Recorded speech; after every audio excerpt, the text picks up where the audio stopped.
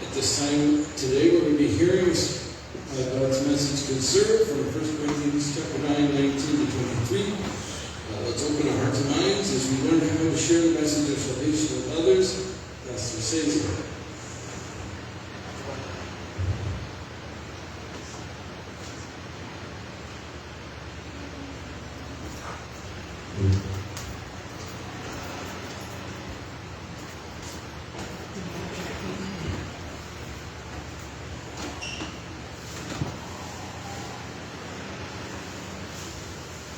Good afternoon, Faith Church, and how are you? How are you? It's good to see Sister Cecilia again after a few months. Praise the Lord for your life, and thank you, praise the Lord for Brother Kevin for singing for us, the offertory, and the message of the song is about how to share the message of salvation with other people. So can we all pray? Father God, bless us as we listen to your word, and guide us, Father, speak to us. Anoint your servant, may each and every member of this church, Lord, be blessed in the message. This we pray in the name of Jesus. Amen.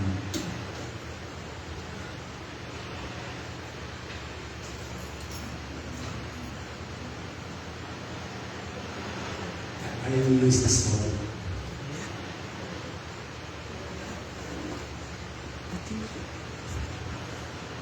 Okay, for our message this afternoon, it's entitled Conserve. Everybody, conserve. Okay. And for our church to grow in quantity and in quality, we need to evangelize. Everybody say evangelize. Evangelism is an act of sharing or spreading the gospel of Jesus with the aim of leading someone to a personal relationship with Him. We need to share the message of salvation to those people we know. Is that an amen? Amen. Amen. Okay. For the longest time, we have known about evangelism. We have heard about traditional evangelism. What is traditional evangelism? First is, it's focused on conversion. It focuses on conversion. It is focused on securing a person's conversion or decision. The main goal is to lead a person to say the prayer of a sinner and for him to accept Jesus Christ in his life as his Lord and Savior. Setting aside, building a connection with that person. So the goal is, I have to convert this person to the Lord. Okay, next is one size fits all message. Traditional evangelism has a standard presentation of the gospel message, disregarding the person's background, the person's needs. So that is one size fits all. I remember during summer camp, we have this game, the t-shirt game. Okay, this t-shirt fits everybody. So, except for the green team, right? Okay, I actually asked for a bigger or extra large shirt for everybody. So that is one size fits all message. Next thing, traditional evangelism is event-centered. It relies on organized events like crusades, concerts, revivals, or street preaching. Have you experienced that? Preaching in the streets or in the bus? Okay, that is event-centered. The primary goal is to reach as many people as possible. Then next is limited contextualization.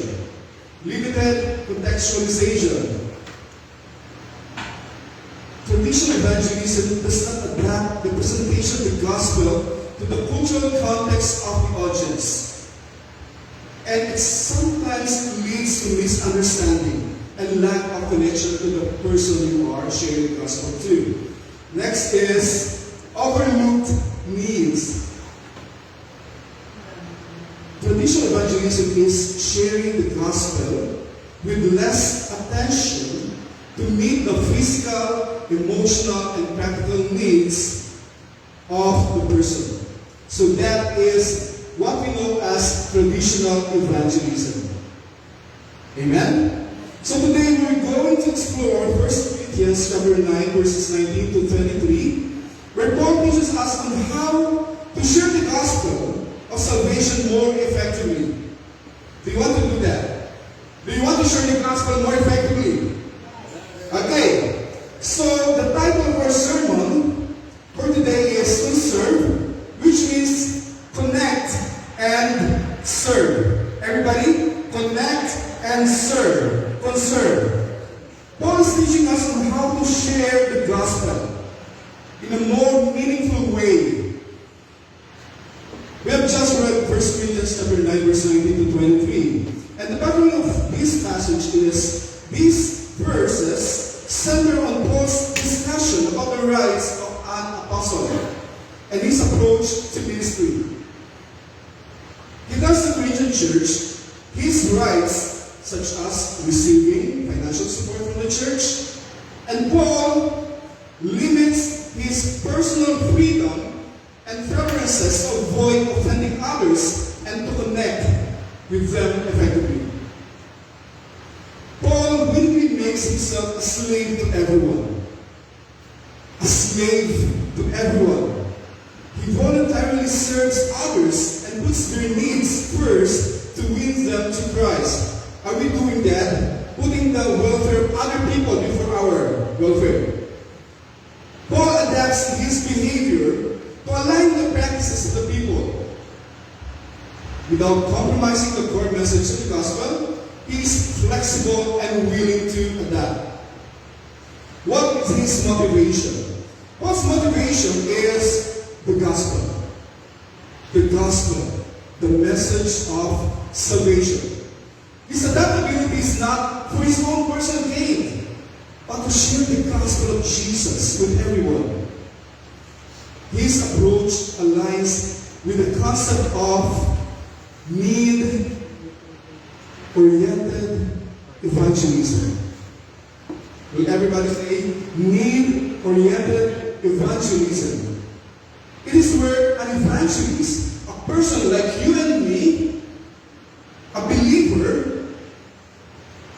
where we meet people where they are and addresses their specific needs and concerns. We're actually meeting the needs and concerns of the people we are about to reach. What is need-oriented evangelism? This is an approach to sharing the gospel that focuses on identifying and addressing the specific needs of individuals. So, before we come to the point of sharing the gospel, we're actually understanding the background of the person we are reaching to. Okay? That is need-oriented evangelism.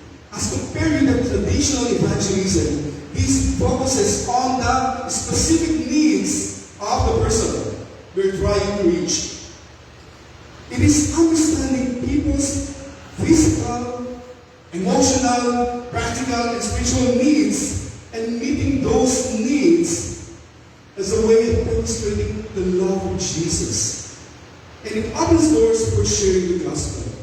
Last month of July, we have actually discussed all about love. What was the message last Sunday? It's about empathizing. Right?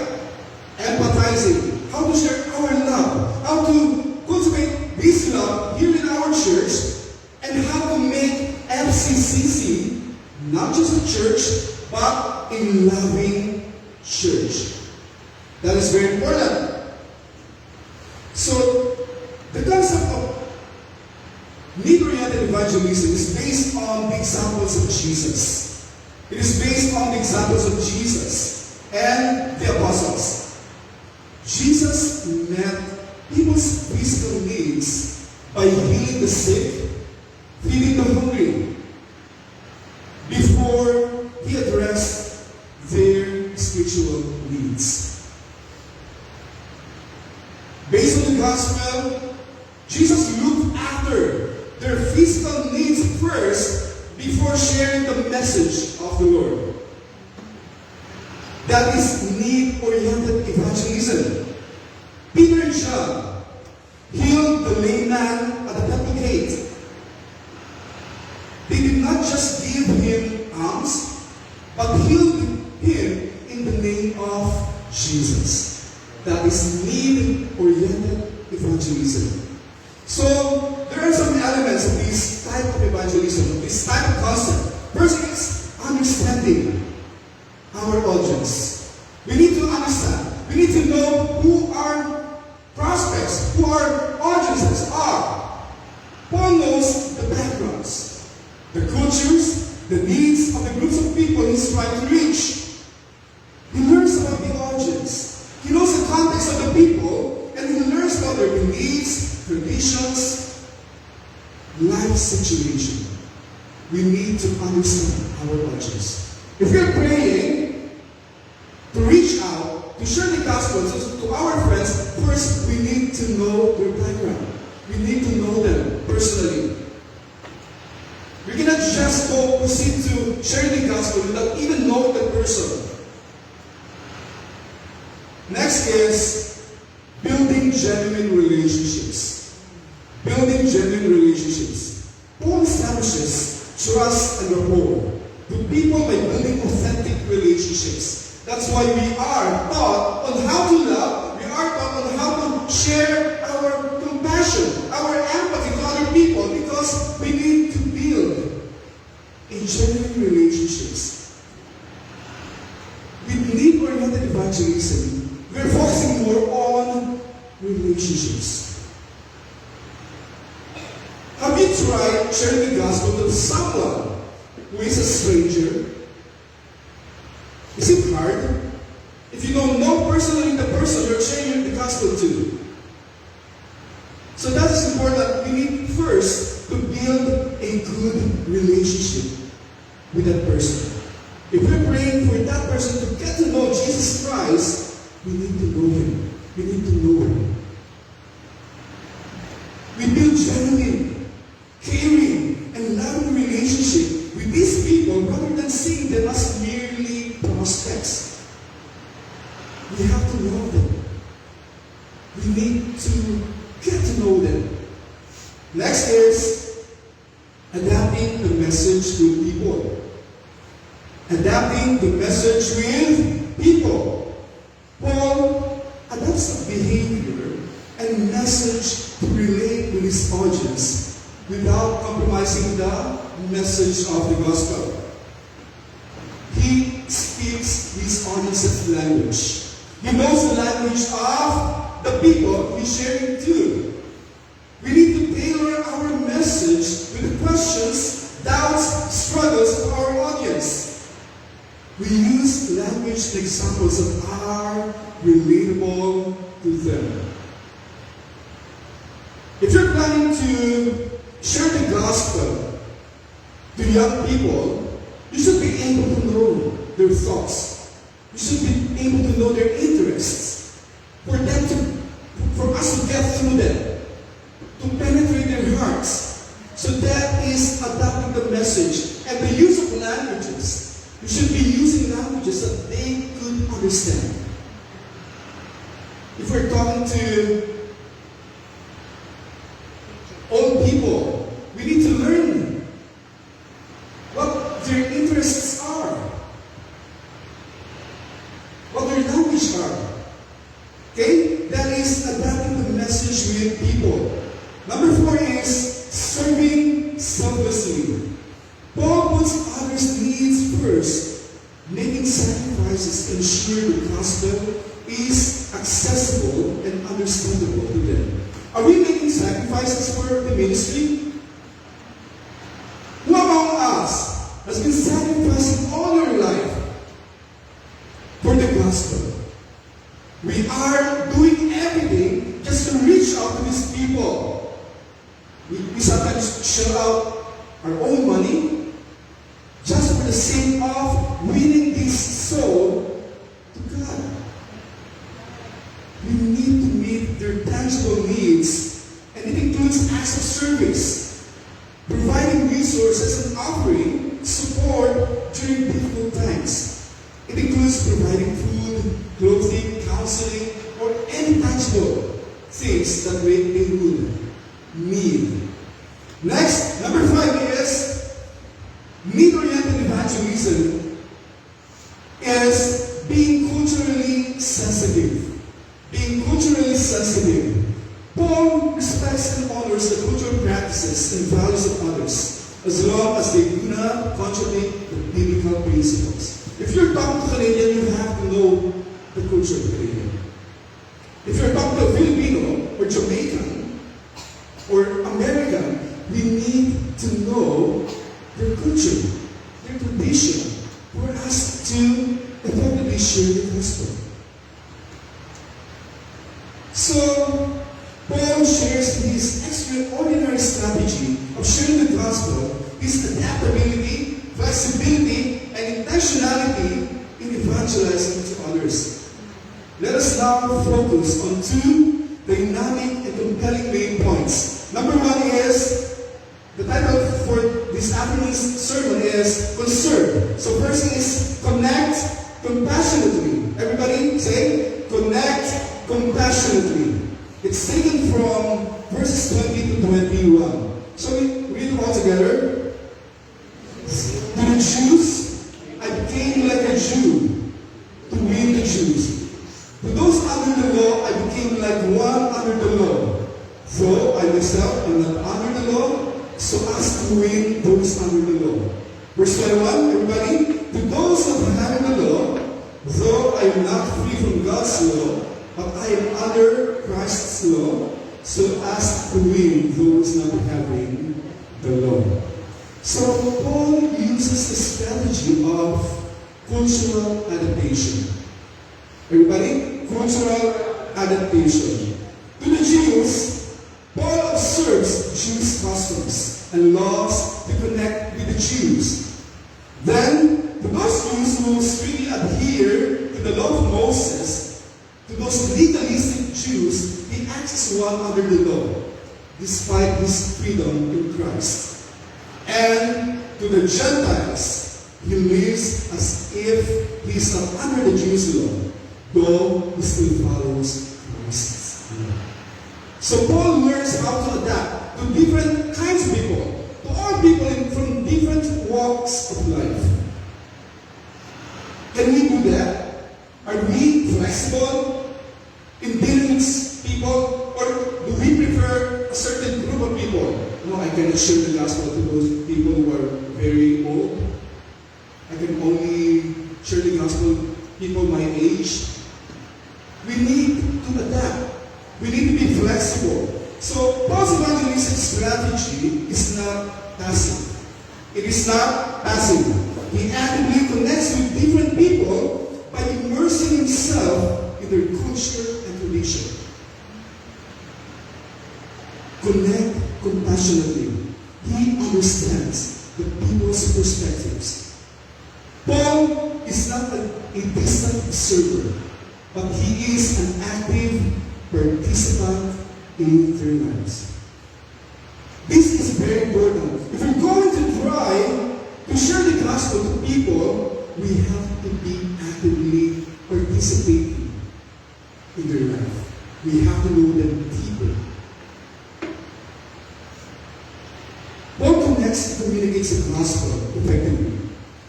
There is some sort of immersion. He immerses himself in the life of his audience. Are we doing that? Like for the youth. If we're going to minister to the youth, we need to actively participate in their lives. We have to know something about them. How could we effectively share the gospel if we don't know the people we're sharing the gospel to? So there has to be connection. We need to immerse ourselves to the people we want to win for the Lord. It highlights the importance of knowing the context of this person. It is knowing the context means understanding and empathizing with people's backgrounds, problems and needs. Paul is willing to step up into the culture and religions of others, like the Jews or the Gentiles. And his goal is to connect deeply and meaningfully with each person. There was a missionary named Hudson Taylor. Hudson Taylor was a missionary to China. He famously adopted Chinese dress and customs to gain the trust and respect of the Chinese people. Can we do that? Like if we're going to Cambodia, if we're going to Thailand, we're going to adopt their dresses just to penetrate, just to connect with these people. If you want to be a missionary to a certain Muslim family and you don't even know their language, how can you connect? Right? So his willingness to adapt his lifestyle helped him to connect with the Chinese and evangelize the Chinese people who could be resistant during the time. So that is the beauty of learning how to connect with people. So, as a church here at FCCC, what can we do? What can we do to apply this principle of connecting compassionately, holding the principle of the context of need-oriented evangelism? This is how we can do it. We can invite people. We can invite people to share a meal or a coffee. You know, personal invitations create space for deeper conversations and show that you value this person's company. It gives a message that you are interested in that person. Next is, we can simply listen without judging them or offering immediate solution. We are listening to their problems, their shortcomings, to what they're going through. You just listen. Sometimes people just need someone to hear them out. You don't have to talk. You just be there to listen. We need to share our listening ears. Empathy and understanding can be powerful tools for building trust and connection. So make it a habit to check on people regularly. Are we doing that? Are we checking on our friends here in FCCC? Oh my God, she's not here today. What happened to her? You know, I'm so blessed in the life of Sister Josie because she keeps on updating about Sister Cecilia. So I am updated about Sister Cecilia. So that is how you regularly check on the person. This could be through phone calls, email, text messages, or personal visit. What do you feel every time somebody texts you or send an email, knowing how you are during that time? Or somebody calls you asking, how are you? Simple, how are you doing? It feels good, right? When you feel that you are cared for by the members of FCCC. So regular communication shows care and interest in their well-being. We can use our personal testimony to inspire and encourage others, be open about how God has transformed our life and how we can do the same with others. Jesus called Zacchaeus down from the tree and chose to dine with him at his house. It's taken from Luke chapter 19, verse 1 through 10. Jesus actively engaged with Zacchaeus, that is, connected compassionately. Zacchaeus was a tax collector, despised by many people, many Jews, many Pharisees. By entering his role in his life, Jesus showed his connection, his compassion for this person. And this act of connecting with Zacchaeus led him to repentance and transformation. You know how important it is to share our time with people? Jesus approached the Samaritan woman in John chapter 4, with respect and understanding, breaking cultural barriers. He addresses our immediate need for water, but also our deeper spiritual thirst, demonstrating true contextual compassion. So Jesus is showing us how we should deal with people. We need to learn how to connect compassionately. One of the renowned Christian evangelists known as Dwight L. Moody, he connected compassionately to people by going into the slums of Chicago, understanding the needs of the poor, the less fortunate, the neglected, and sharing the gospel through his word and action. That is how to connect compassionately. Number 2 point is serve strategically. Everybody? Serve strategically. Okay, can we read the verses 22 to 23? Everybody? To the weak, I became weak to win the weak. I have become all things to all people, so that by all possible means I might save some. I do all this for the sake of the gospel, that I may share in its blessings. Paul possibly refers to those who are weak as those who are new believers. Here at SCCC, we have a lot of new believers here. Paul refers to those who are weak as they're spiritually underdeveloped, or they are morally weak. They're not living under the will of God. So Paul adapts their condition to help them understand the gospel. If we're sharing the good news to those people who are really weak spiritually, we're not using our words. We have to adapt their language. Okay? We need to serve strategically. So it says, I have become all things to all people. I have become all things to all people. It underscores Paul's willingness to meet people where they are, regardless of their belief, background, and situation. The goal of Paul is to serve others by meeting them where they are. Serve others by meeting them where they are. Paul adapts his approach to the needs of the weak and vulnerable. His service and participation are strategic and intentional, which aims to transform lives through the gospel. So Paul does not merely observe from a distance, he's not looking from afar, but he actively shares and participates in the lives of those he seeks to reach. Paul aims at breaking down barriers and building connection for the gospel. There was a missionary named Jackie Bollinger, who served in the walled city of Hong Kong. You know what she did? She identified the needs of drug addicts and prostitutes. She lived among these people, and she provided practical help and support.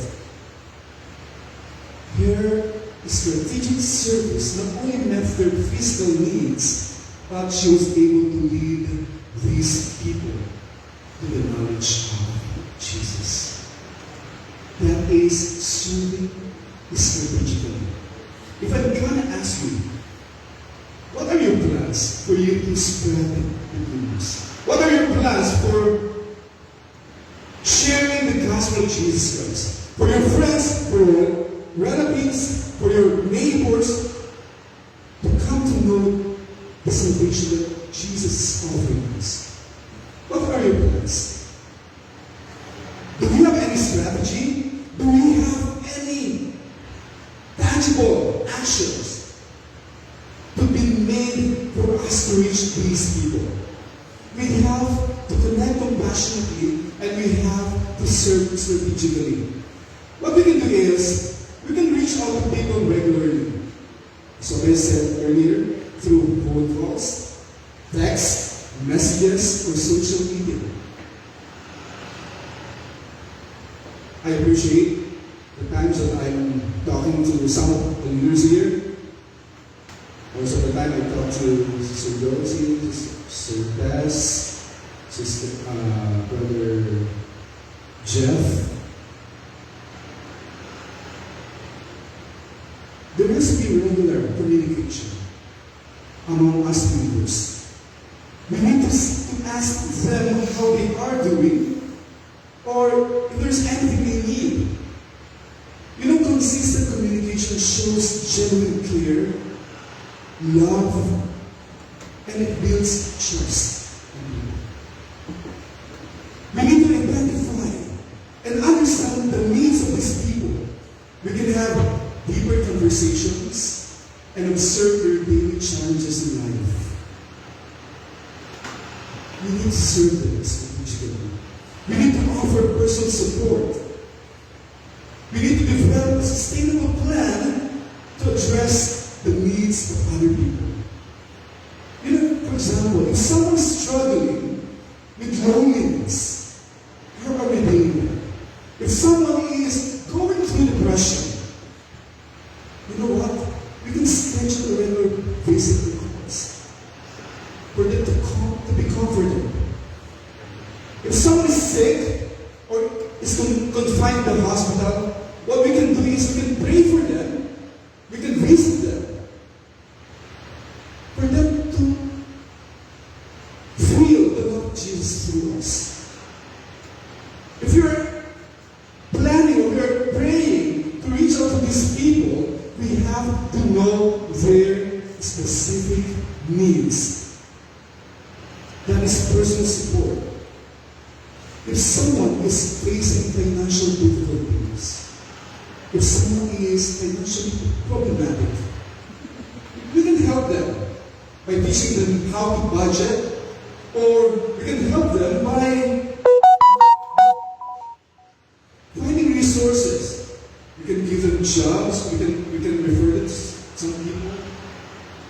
That's our way of sharing. If we're wanting to lead them to Christ, to lead them to Jesus Christ, they have to feel that they are cared for. We can offer practical help, such as grocery shopping for someone who's in need, or babysitting for a single parent. Have you done that? That is serving strategically, or providing a meal for someone who's hungry, who's sick. You know, people don't need to hear the gospel per se. They need to experience the love of Jesus. We can directly tell them, okay, you have to accept Jesus Christ. You have to repent from your sins. But if they don't feel that they are in love, they will not accept our message. We have to look for opportunities to serve those in need, whether it is through community service projects or offering support to those going through tough times and providing practical assistance. We have to be bold in our service to others. You know, these small acts of kindness, it can significantly impact someone's life. We cannot underestimate these simple acts of kindness. Sister Josie, thanks for bringing the bread every Sunday. These little acts of kindness means a lot to us. Sometimes it is better to be kind than to be right. As a church, can we offer our kindness? Can we offer our love with other people we are praying for? If we want them to get to know Jesus Christ, we have to show our love first before sharing the gospel. We have to meet their needs, their physical needs. We have to know them first before we proceed on sharing the gospel. So our application is, first, immersing ourselves in the community. immersing ourselves in the community. We need to engage with local communities, understand the needs and challenges of these people. To reach people effectively, we must engage actively in their lives. We can organize or participate in projects such as food drives, medical missions, education programs, or housing assistance. Thank you, Sister Cecilia, for sharing with us the Bibles. Bibles, right? We appreciate that. That is one way of serving strategically. Next is listening and learning. Listening and learning, we need to take time to listen to people's stories and learn about their lives. If we're sharing the gospel to everyone, we're not even interested with their life. Every time they would tell us stories, we're looking at our cell phones. We're not even looking at them eye to eye. What message are we trying to give them? We need to listen, we need to learn about their lives for them to feel that we are interested in them. So don't wait for people to come to you. Do not wait for people to come to you. We will not grow as a church if we're just waiting for them to come to our church. We need to reach out. We need to start conversations and we need to show interest in their lives. That is a common problem in every church. Because people there, believers, members of the church, are just waiting for people to come to church. As believers, we need to find opportunities to reach out to people.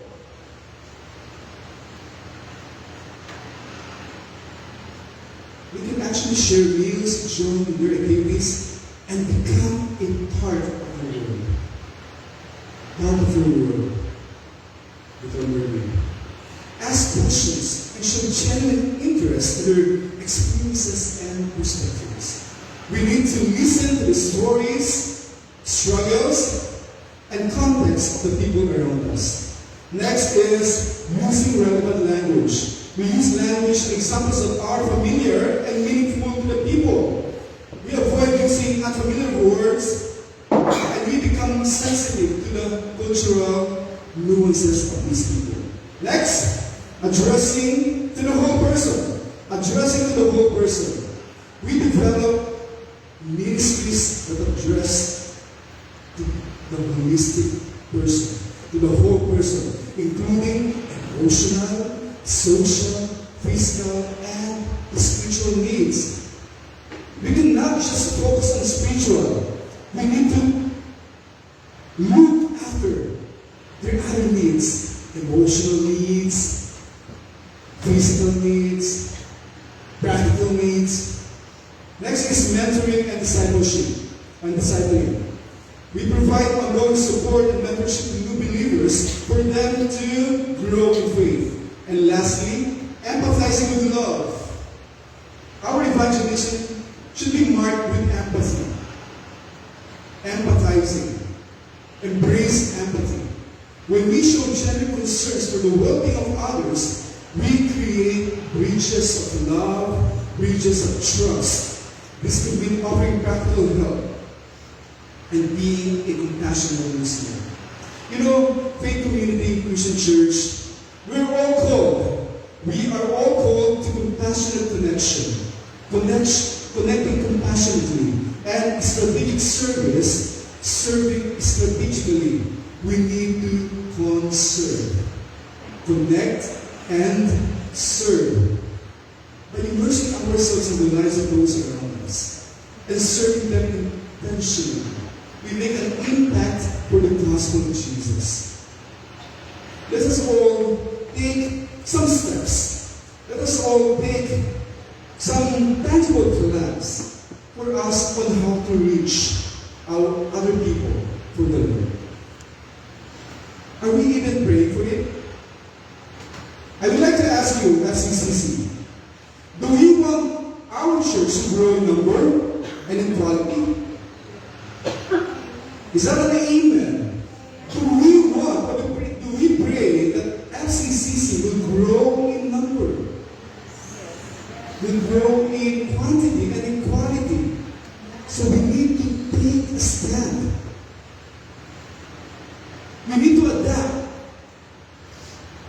this need-oriented evangelism. Before we share the gospel of Jesus, we need to know the person we'll share the gospel to.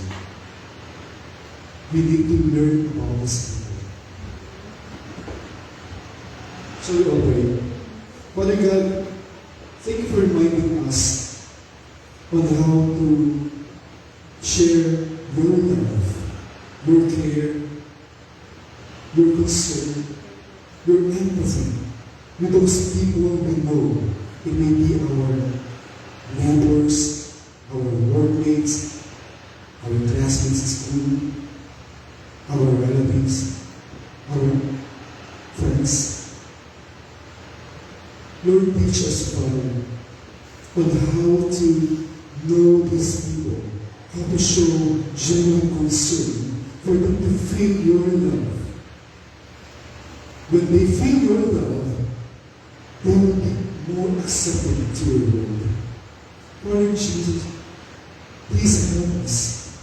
Teach us, Father, on how to effectively connect with these people, how to show our compassion connected to these people, how to serve them, how to let them feel that they are taken care of. As a church, we want to claim that we are a loving, a caring church. So we would like to empower us, Father.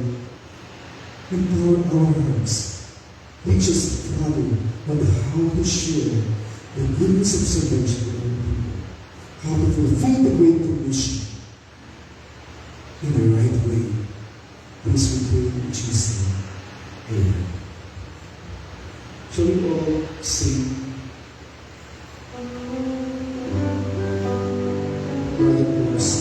And let's try to remember how the Lord Jesus Christ died for us in the gospel. Everybody sing.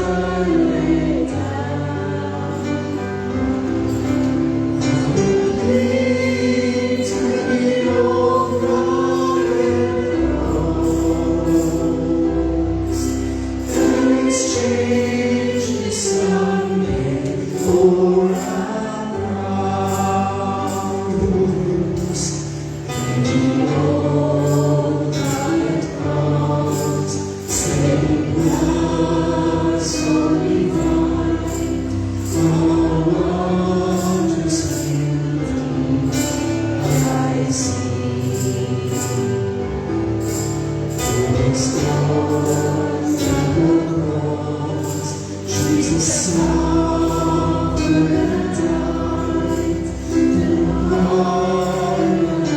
Sanctify me. Everybody, so I cherish the old rugged cross.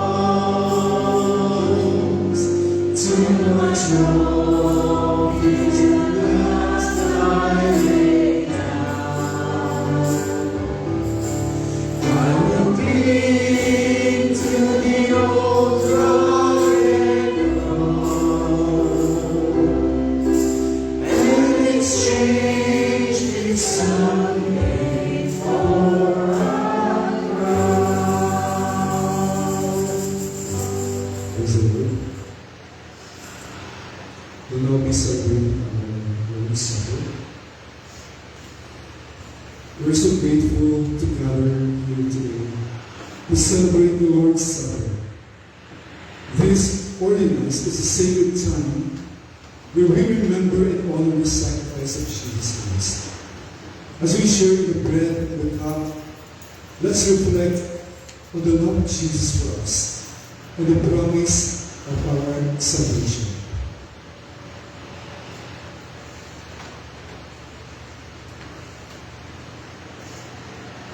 Before we partake this sacred act, let's take a moment to understand why we celebrate the Lord's Supper.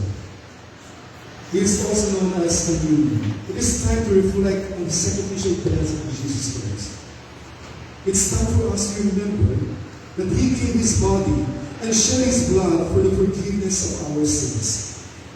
This act of remembrance is not just about looking back at His sacrifice, but also looking forward to Jesus Christ's return. Paul in 1 Corinthians chapter 11, verse 27 to 29, he advises us to examine ourselves before taking the bread and the cup. He writes, "So then, whoever eats bread or drinks the cup of the Lord in an unworthy manner will be guilty of sinning against the body and the blood of the Lord. Everyone ought to examine themselves before they eat of the bread and drink from the cup. For those who eat and drink without discerning the body of Christ eat and drink judgment on themselves." This self-examination involves confessing our sins, seeking reconciliation with those we have wronged, forgiving those who hurt us, and those who cause us pain, and reflecting on the profound significance of the sacrifice of Jesus.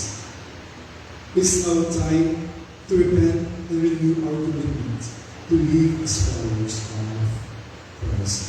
So as the bread and the cup are being served by our elders Jeff Revere and Mark Thompson, our keyboard is playing the hymn.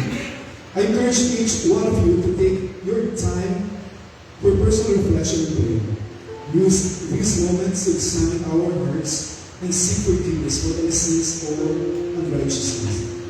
We reflect on the love of Jesus Christ and let go of any sins or any hatred in our hearts. Pray for our heart cleansed and renewed by the grace of God.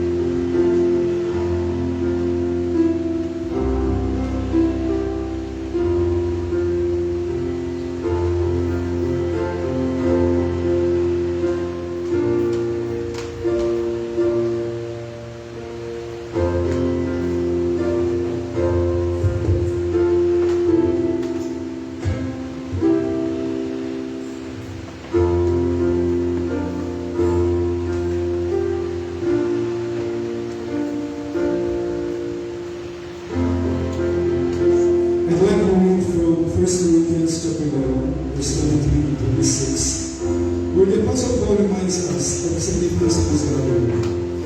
For I received from the Lord what I also delivered to you, that the Lord Jesus, on the night when He was betrayed,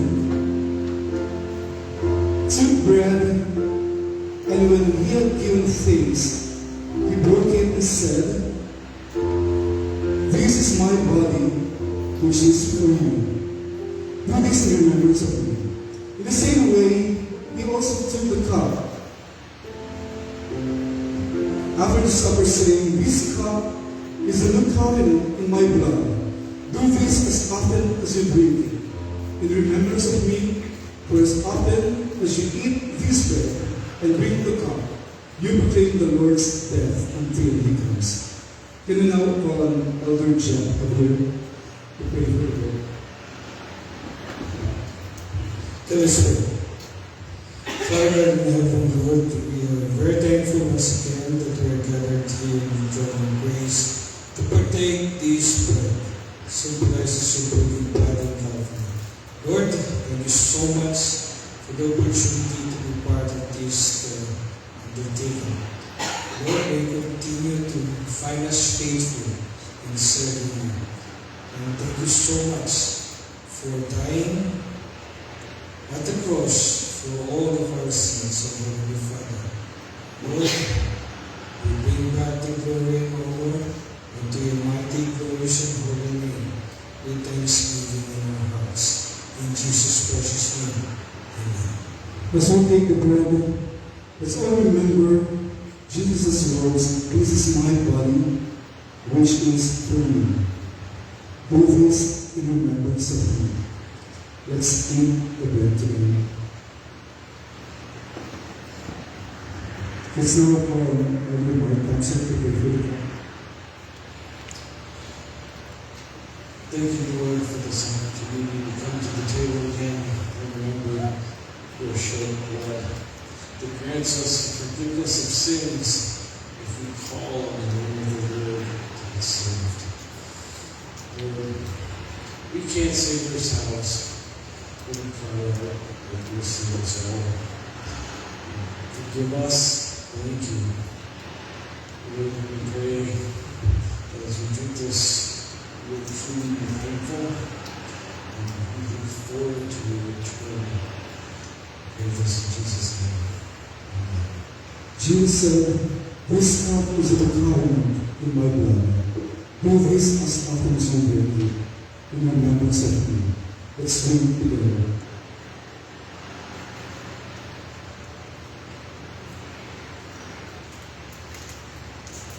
Shall we all pray? Shall we all stand up?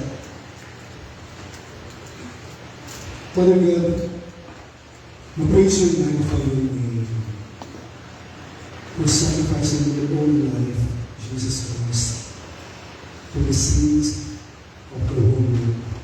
Thank you, Lord, for dying on the cross of Calvary.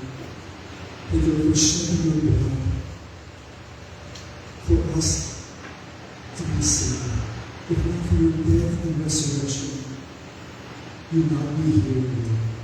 Thank you, Lord, for the salvation that we are enjoying right now. And thank you, Lord, for reminding us once again on how to evangelize, on how to lead other people for you, Jesus. Thank you, Lord, for giving us this instruction, giving us example, Lord, to share the gospel, at the same time knowing the context or knowing the background, the situation of the people we want to share the gospel with. Thank you, Lord. Thank you, Jesus, for giving us this instruction. And give us the boldness, give us, Lord, the strength, give us, Lord, the passion, Lord, to share the message of salvation to those people around us. We would like to praise you and thank you, Lord, for this time, for the lesson, for the message that we have received. In Jesus' name, amen. Shall we all sing all the word we should sing?